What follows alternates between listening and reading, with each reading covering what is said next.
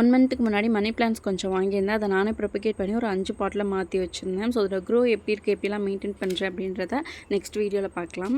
ஒரு டேஸும் வந்துட்டு ஒரு மாதிரி போகுது. முன்னெல்லாம் வந்து மார்னிங்கே பிரேக்ஃபாஸ்ட், லஞ்ச் எல்லாமே ஓரளவுக்கு ஃபினிஷ் பண்ணிடுவேன். பட் இப்போலாம் கொஞ்சம் ரொட்டீன் சேஞ்ச் ஆகிட்டதால் லஞ்ச் வந்து ஒரு 11:30க்கு தான் குக் பண்ணவே ஸ்டார்ட் பண்ணுறேன். ஸோ அது மாதிரி இருக்கும்போது எனக்கு ஒர்க் ரொம்ப இருக்குது. மார்னிங்கே வந்துட்டு லஞ்ச் அண்ட் பிரேக்ஃபாஸ்ட் சேர்த்து ரெடி பண்ணும்போது ஒரு சில டிஷ்ஷஸ் வந்து கொஞ்சம் கம்மி பண்ணிப்பேன்.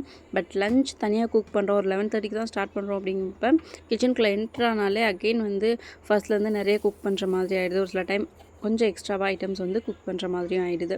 மார்னிங் குக் பண்ணிவிட்டு ஒரு டைம் வீடு ஃபுல்லாக க்ளீன் பண்ணணும். அகெயின் லஞ்சுக்கு ஒரு 11:30 to 12:30 ஆகும். 1 hour கிட்ட லஞ்ச் குக் பண்ணி முடிச்சுட்டு அகெயின் வந்து பேபி வந்து நல்லா மெஸ்ஸி பண்ணிவிடுவாங்க. நான் அதுக்கப்புறம் அகெயின் க்ளீன் பண்ணுற மாதிரி இருக்குது. அன்றைக்கி ஒர்க் நிறைய இல்லாத மாதிரி ஏதாவது குக் பண்ணலான்னு சொல்லிட்டு வெஜ் பிரியாணி ரெடி பண்ணி வச்சுட்டேன். அதுக்கப்புறம் எல்லா ஒர்க்கும் ஃபினிஷ் பண்ணதுக்கப்புறம் கொஞ்சம் ஸ்ட்ராங்காக டீ போட்டு எடுத்துக்கிட்டேன்.